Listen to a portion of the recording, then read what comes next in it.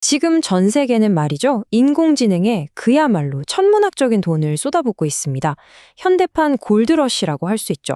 근데 좀 다른 점이 있다면 다들 직접 금을 캐는 게 아니라 금을 캘 때 필요한 삽, 그러니까 GPU나 데이터 센터 같은 장비를 사들이는데 열을 올리고 있다는 겁니다. 그런데 이 화려한 투자 열풍 뒤에는 우리가 잘 모르는 불편한 진실이 숨어 있습니다. 바로 이겁니다. 이렇게 어마어마한 돈을 쓰는데도 실제 성공률은 정말 놀라울 정도로 낮다는 사실이죠. MIT 보고서를 보면요. 수많은 AI 프로젝트 중에서 진짜 비즈니스로 이어지는 성공적인 경우는 고작 5%에 불과하다고 합니다. 대한상공회의소 보고서는 조금 더 높게 보긴 하지만 여전히 대부분의 투자가 제대로 값어치를 못하고 있다는 현실은 똑같습니다. 아니, 그럼 이 막대한 돈은 대체 다 어디로 증발해 버리는 걸까요? 오늘 우리가 파헤쳐 볼 질문이 바로 이겁니다. 지금부터 그 사라진 가치의 행방을 한번 추적해 보겠습니다. 자, 첫 번째 섹션입니다. 여기서는 기업들이 그토록 AI에 투자해서 이루고 싶어 하지만 좀처럼 다다르지 못하는 그 진짜 목표가 뭔지부터 명확하게 짚고 넘어가겠습니다. 모든 AI 투자의 궁극적인 목표는 바로 AX, 즉 인공지능 전환이라고 부릅니다. 이건 단순히 AI 기술을 좀 도입해서 쓰는 차원이 아니에요. 비즈니스의 판 자체를 바꾸고 완전히 새로운 고객 경험을 만들어내는 그야말로 전환을 의미하는 거죠. 하지만 비싼 GPU 하드웨어를 잔뜩 사놨다고 해서 이 AX가 저절로 따라오는 건 절대 아닙니다. 좋습니다. 그럼 다음 섹션에서는 이 AX 달성이 왜 그렇게 어려운지 그 뒤에 숨어있는 진짜 이유들, 세 가지 핵심적인 병목 현상을 하나씩 파헤쳐 보겠습니다. 첫 번째 병목 현상, 이거 정말 충격적인데요. 바로 하드웨어의 엄청난 비효율성입니다. 우리가 수백, 수천만 원씩 주고 산 그 비싼 GPU 성능의 최대 60%가 그냥 버려지고 있다는 사실 알고 계셨나요? 해시 충돌 같은 기술적인 문제 때문에 일이 특정 GPU에만 확 몰리는 거예요. 그럼 나머지 비싼 GPU들은요? 그냥 아무 일도 안 하고 놀고 있는 거죠. 두 번째 병목 현상은 자산 관리 문제입니다. AI 프로젝트를 한 번 하면 정말 귀한 데이터와 AI 모델이 만들어지잖아요? 이건 엄청난 지적 자산이거든요. 그런데 대부분의 경우 이 자산들을 체계적으로 관리하고 재활용하는 게 아니라 프로젝트 끝나면 그냥 여기저기 흩어져서 사실상 사라져버립니다. 정말 안타까운 일이죠. 그리고 마지막 세 번째, 역시나 결국엔 사람 문제입니다.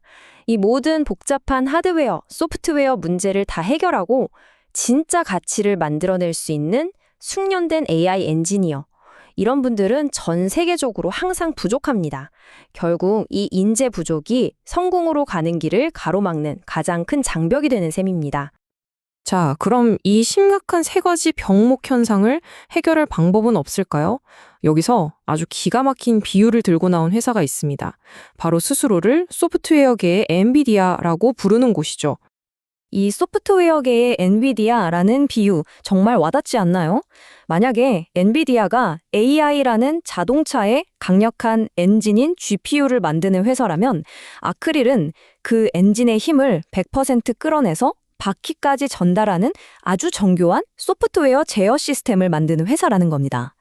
엔진만 좋다고 차가 잘 나가는 게 아니잖아요.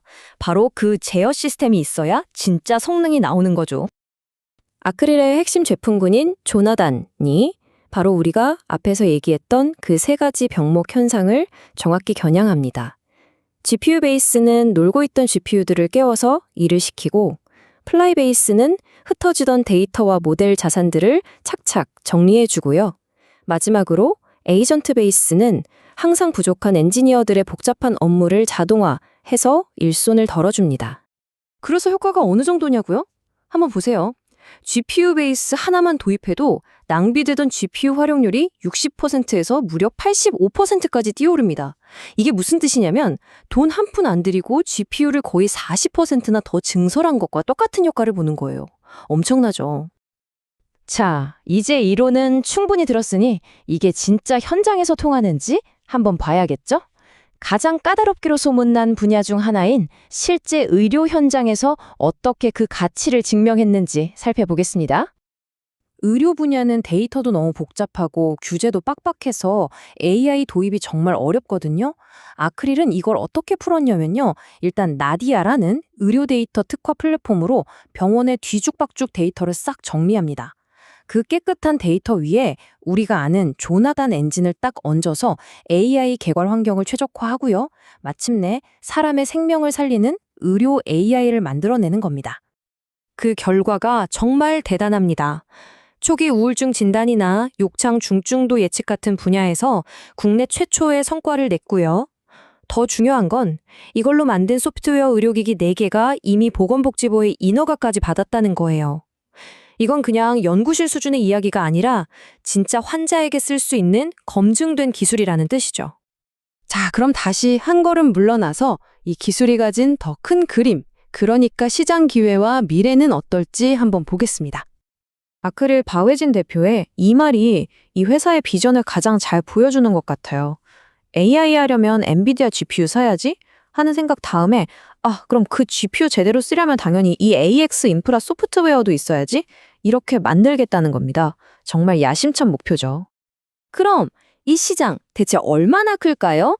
2030년까지 우리나라에 공급될 GPU 가격만 약 16조 원으로 추산하는데요. 아크릴이 해결하려는 이 비효율 문제에 걸려있는 잠재 시장 규모만 해도 이론적으로 무려 1조 6천억 원에 달합니다. 낭비되는 걸 바로 접는 것만으로도 이렇게 어마어마한 가치가 생기는 거죠.